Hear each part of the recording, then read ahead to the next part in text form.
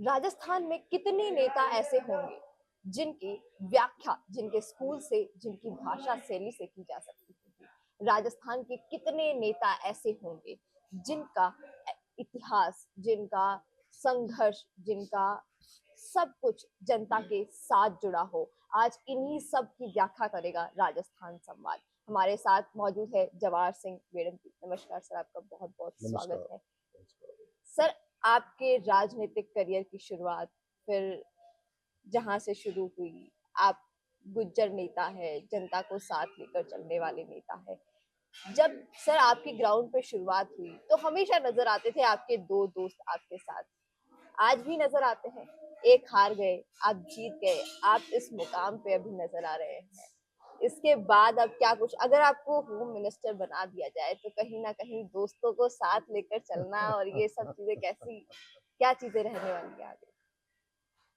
देखिए, अ, सबसे पहले तो मैं धन्यवाद देना चाहूँगा आपके इस चैनल को, संवाद और राजस्थान,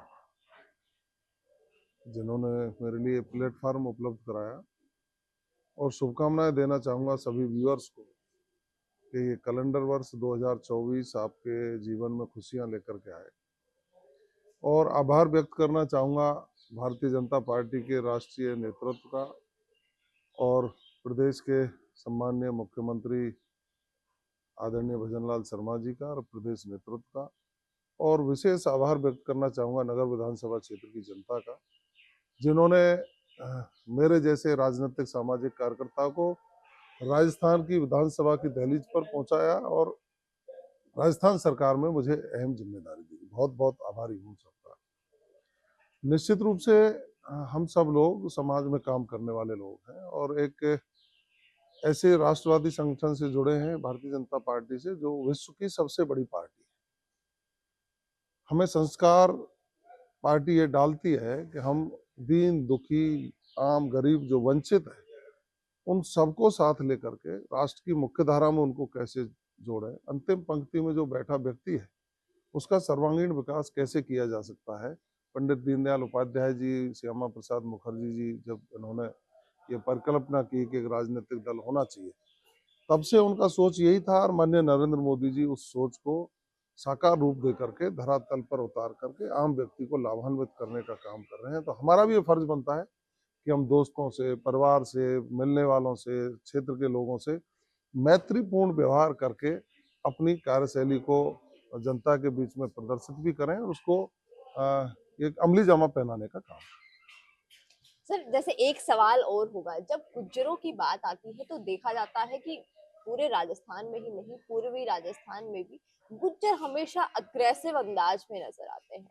तो जो गुज्जरों की जो अपेक्षाएं हैं अपने नेताओं से, जैसे आपसे बहुत सारी अपेक्षाएं उनकी बढ़ गई है, आप मंत्रिमंडल में शामिल हो गए और हो सकता है होम मिनिस्ट्री जैसे पद भी अब अभी तक पता नहीं है, क्योंकि भारतीय जनता पार्टी हमेशा चौंकाने से जानी जाती है। आप तो हालांकि इस पर जवाब अभी नहीं देंगे, लेकिन जिस तरीके से आप गुज्जरों को आगे साथ लेकर चलना, उनका ये अग्रेसिव अंदाज के साथ सामंजस्य बिठाकर आगे किस तरीके से आगे चला जाए? देखिए, निश्चित रूप से गुर्जर समाज अग्रेसिव रहा है विभिन्न बिंदुओं पर।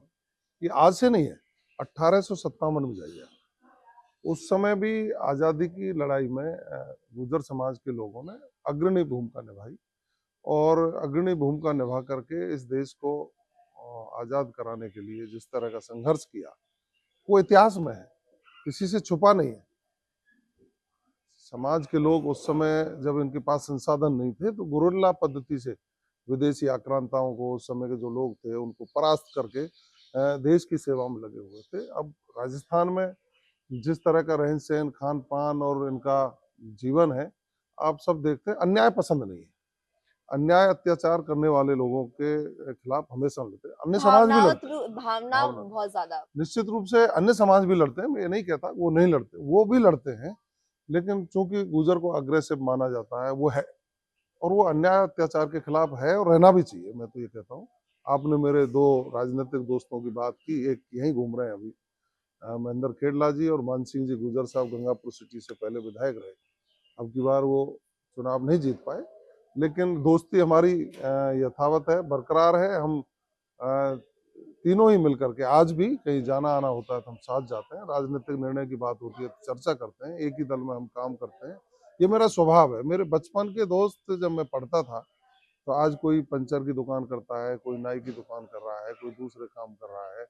मैं उन सबसे वही मैत्रीपूर्ण व्यवहार है आज भी। जब मैं रोड से निकलता हूँ, उनकी दुकान है तो उनके साथ बैठ के चाय पीना, उनकी दुकान पर बैठ के उनसे चर्चाएं करना और उनके बारे में पूछना और उनका क्या भला कर सकते हैं, ये भी मेरे स्वभाव में रहता है। अब ये तो वंशानुगत है। मेरे बाबा साहब जिस तरीके से इस बार भारतीय जनता पार्टी ने सर जो फैसले लिए हैं, वो वाकई में जिस तरीके से मुख्यमंत्री का चाहे फैसला हो, चाहे मंत्रिमंडल का फैसला हो, तो आपको मंत्रिमंडल में शामिल करना, बाबूलाल जी को मंत्रिमंडल में शामिल करना, तो ये अपने आप में सारे के सारे जो फैसले हैं, वो ऐसे लगता है कि हर शख्स जो जनता से जुड़ा हुआ है, जो जमीनी स्तर से जो लोग जुड़े हुए हैं, उनको अब पूरी की पूरी जो राजस्थान की जो राजनीति की जो काया है वो पलट दी गई है। देखिए, वैसे तो सभी राजनीतिक लोग अपने आप में अच्छे होंगे, लेकिन आपको शायद 1 घंटा हो गया है यहाँ आए। आप देख रहे हैं सही 5:30 बजे से मेरी लोगों से बातचीत और टेलीफोन पे बात या लोगों का आना जाना शुरू हो जाता है। उन लोगों को पता है कि मैं आम आदमी की तरह रहता हूँ। चाहे मुझे पिछली बार भी जब हमारी 2013 से 18 भारतीय जनता पार्टी की सरकार थी तो मुझे डांग विकास बोर्ड का चेयरमैन बनाया गया था। राज्य मंत्री का दर्जा था मेरे पास। उस समय भी लोग मेरे बेड पे सोते थे, मैं जमीन पर गद्दा लगा के सोता था। आज भी आप देखेंगे जिस कमरे में मैं रह रहा हूँ, ये लोग जो घूम रहे हैं आप देखिए ऊपर, सुबह सही 5:30 बजे ये लोग मेरे पास आ गए। घंटी इन्होंने एक कॉल किया मुझे, मैंने फोन उठाया तो अचंबा कर रहे थे कि साहब एक कॉल में हमारे फोन उठ गया। तो मेरे मन का स्वभाव में है, कौन कब कितना परेशानी में है, कौन पीड़ित है, मेरे से उसकी मदद हो सकती है तो मैं निश्चित रूप से करूं। और हम जनता के लिए ही तो हैं, जनता के प्रतिनिधि हैं, जनता के लिए हैं और उस भारतीय जनता पार्टी में काम करते हैं जिसमें माननीय नरेंद्र मोदी जी ने भी ग्रास रूट से लेकर के आज प्रधानमंत्री के पद को सुशोभित कर रहे हैं और देश को विश्व गुरु बनाने के रास्ते पर चल पड़े हैं, जो 2047 में विकसित भारत की श्रेणी में निश्चित रूप से आएगा। प्रदेश के मुख्यमंत्री आदरणीय भजन लाल शर्मा जी, हम साथ साथ के हैं। हम एक कॉलेज में पढ़े, एक साथ राजनीतिक शुरुआत की है। उन्होंने भी बहुत संघर्ष किया है, जमीनी स्तर से उठ करके सरपंच रहे हैं, उनकी पत्नी पंचायत समिति की मेंबर रही है, मैं भी पंचायत समिति का मेंबर रहा हूँ, जिला परिषद का मेंबर रहा हूँ। मेरे पिताजी उप सरपंच रहे हैं ग्राम पंचायत के, मेरे बड़े बाबा साहब वहाँ के सरपंच रहे हैं, मेरे खुद के बाबा साहब वो न्याय पंचायत के चेयरमैन रहे हैं। पारिवारिक पृष्ठभूमि तो राजनीति की है, लेकिन हाँ, जमीनी संबंध को हमने कभी छोड़ा नहीं। आज भी आपने देखा होगा, मैं यहाँ शपथ ले रहा था और मेरी परिवार और बच्चे वही खेती का घर का काम कर रहे थे। ये होना चाहिए। आदमी को जनता से यदि दूरी बना लेंगे तो आखिर किस लिए है? लोक कल्याण के लिए सरकारें चुनी जाती हैं। लोकतंत्र में लोक कल्याण प्राथमिकता के आधार पर होता है और उस लोक कल्याण के लिए जो कुछ हमको करना, ज्यादा से ज्यादा करना चाहिए उसको करना चाहिए। जनता हमारी देवतुल्य है, उस जनता के विकास के लिए हम क्या कर सकते हैं।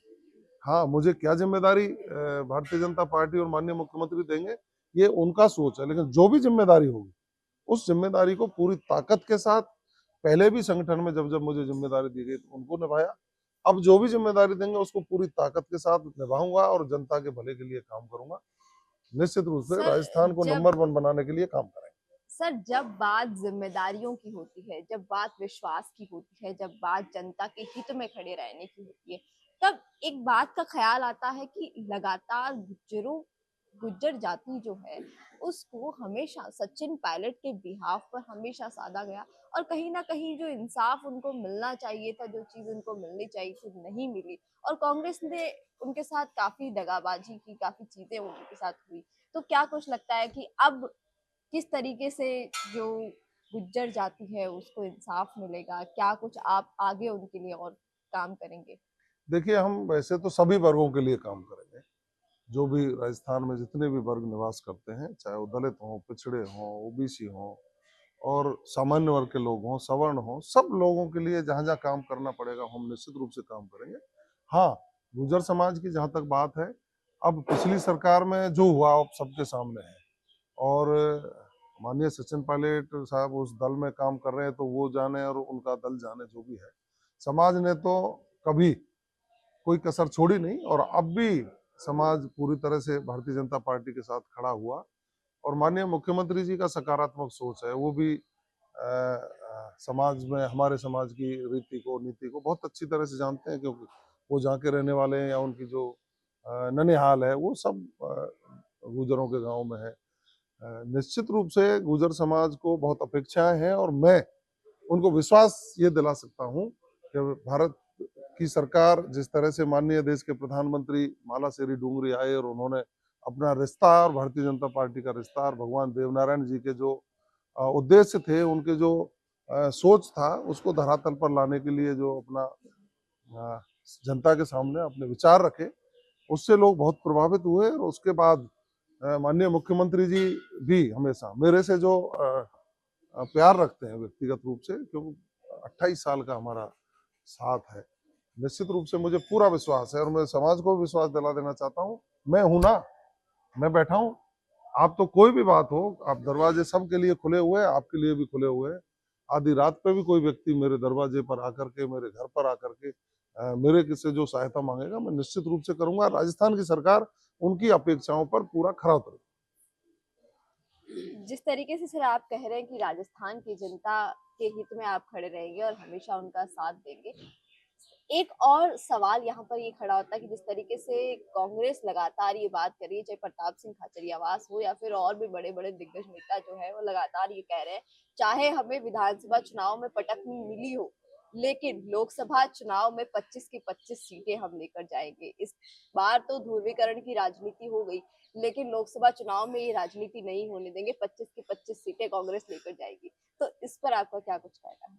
हम जब बचपन में कुश्ती का शौक रहा है मेरे, हम जब कुश्ती लड़ते थे अखाड़े में, तो कई जिद्दी टाइप के ऐसे लोग ऐसे होते थे कि अब की बार लड़के बताओ, अब की बार लड़के, उसको हर बार पटकनी खानी पड़ती थी। उनकी तो आदत है, स्वभाव है, बड़बोलापन है, क्या कह सकते हैं उनको। राजस्थान की 25 की 2500 सीटें भारतीय जनता पार्टी को माननीय नरेंद्र मोदी जी के खाते में जाएंगी। सर एक लास्ट मुख्य और अहम सवाल आपसे पूछती हूँ कि जिस तरीके से मंत्रिमंडल में भी आप हैं और जिस तरीके से भारतीय जनता पार्टी के जो फैसले हैं अभी तक के, जो राजस्थान में ही नहीं पूरे देश में, मध्य प्रदेश, छत्तीसगढ़, सब जगह चौंकाने वाले और हमेशा से पूरा अलग ही एक राजनीतिक दौर शुरू हो गया है, तो क्या आपको भी होम मिनिस्टर के पद पे देखा जा सकता है इस बार? देखिए, मैं कुछ भी नहीं कह सकता, ये माननीय मुख्यमंत्री जी का विवेकाधिकार है और संगठन जो भी तय करेगा। लेकिन निश्चित रूप से भारतीय जनता पार्टी नया नेतृत्व मजबूत करने में, नया नेतृत्व डेवलप करने में विश्वास रखती है और किया भी है हर बार। आपने देखा होगा, पहले माननीय भैरव सिंह जी शेखावत साहब मुख्यमंत्री हुआ करते थे, उनके कार्यकाल में राजस्थान आगे बढ़ा। उसके बाद नेतृत्व में परिवर्तन हुआ और आदरणीय हमारी पूर्व मुख्यमंत्री वसुंधरा राजे जी को राजस्थान में लाया गया। उनके कार्यकाल में भी राजस्थान बहुत विकास में आगे बढ़ा, बहुत काम हुए और अब माननीय भजनलाल शर्मा जी को लाया गया। ये सतत प्रक्रिया है, क्योंकि जब तक नया नेतृत्व हम पैदा नहीं करेंगे, तो जो लोग काम करते हैं, जिन लोगों को अपेक्षाएं हैं, वो लोग फिर सोचते हैं कि आखिर, तो इसलिए माननीय मोदी जी का और माननीय अमित शाह जी का और राष्ट्रीय अध्यक्ष नड्डा जी का और प्रदेश के नेतृत्व का जो निर्णय है, मैं तो निश्चित रूप से सहमत हूँ। मैं तो अपने आप को भी कहता हूँ, भाई एक दो बार हमको देखिए, उसके बाद नए लोग पैदा करिए, कौन सी बात आ रही है। हर व्यक्ति अपेक्षा करता है कि मैं भी सदन में पहुंच करके आम गांव गरीब के लोगों की, पिछड़े वर्गों की, जो वंचित है, जिनको आवश्यकता है, उनके लिए हम काम कर सकें। तो हर व्यक्ति को मौका मिलता रहना चाहिए। ये कोई विरासत नहीं है जो दादा की उसके नाती को आएगी, नाती की उसके नाती को जाएगी और उसको जाएगी। राजनीति है, लोकतंत्र है और लोकतंत्र में हर व्यक्ति को मौका मिला, ऐसा मेरा व्यक्तिगत सोच है। और माननीय मोदी जी ने नौजवान पीढ़ी को आगे बढ़ाने का जो निर्णय लिया है, वो निश्चित रूप से स्वागत है। सर एक सवाल राम मंदिर पे कर लेते हैं। राम मंदिर कि जिस तरीके से अब पूरे राजस्थान में ही नहीं पूरे देश अब राममय हो चुका है और राजस्थान तो अब मोदीमय हो चुका है, तो आपकी इस पर क्या कुछ प्रतिक्रिया है? देखिए, आपको ये पूरी तरह से मालूम है कि सैकड़ों वर्ष से इस देश में राम मंदिर की मुक्ति का अभियान चल रहा था कि वो बाबरी मस्जिद बना करके विदेशी आक्रांता ने राम मंदिर को तोड़ा और उस पर बाबरी मस्जिद बनाई।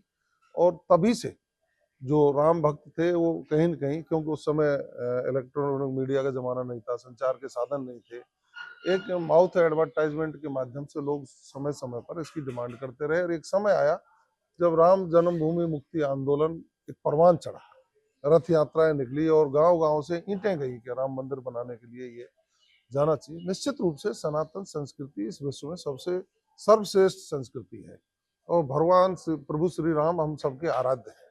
अब उनकी जन्मभूमि का निर्माण हम नहीं कर सकें तो किसी भी दल के लोग हों, चाहे वो कांग्रेस के लोग हों, चाहे भारतीय जनता पार्टी के लोग हों, चाहे कम्युनिस्ट हों, चाहे दूसरे हों, सर कांग्रेस सबको वाले तो लगातार कुछ न कुछ विवादित बयान देते रहे। जैसे अभी एक बयान सामने आ रहा है कि अगर राम जी खुद चाहते तो वो अपना मंदिर, अपना घर खुद बनवा लेते।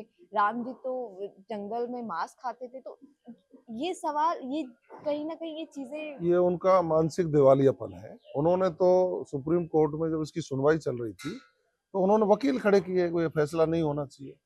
वो सनातन संस्कृति के विरोधी हैं, घर के अंदर पूजा करते हैं वो, लेकिन उनको तुष्टीकरण करके एक ऐसे वर्ग का वोट लेना है जो सनातन संस्कृति के खिलाफ है, जिसने हमेशा हमारे देवी देवताओं का उपहास किया है, जिन्होंने हमेशा भद्दी टिप्पणियां की हैं, उन लोगों को बढ़ावा देना चाहते हैं और बंद कमरे में अंदर माला भी जपते हैं और पूजा भी करते हैं। देखिए उनके घरों को जाकर के, तो उनकी दोहरी जो नीति है, हम तो बाहर भी कहते हैं कि राम मंदिर बनना चाहिए और हम तो ये भी कह रहे हैं कि कृष्ण जन्मभूमि का भी पुनरुद्धार होना चाहिए, और वो लोग अंदर पूजा करते हैं, बाहर कुछ करते हैं। हम बाहर भी डिमांड करते हैं, अंदर भी पूजा करते हैं, मन में भी रखते हैं।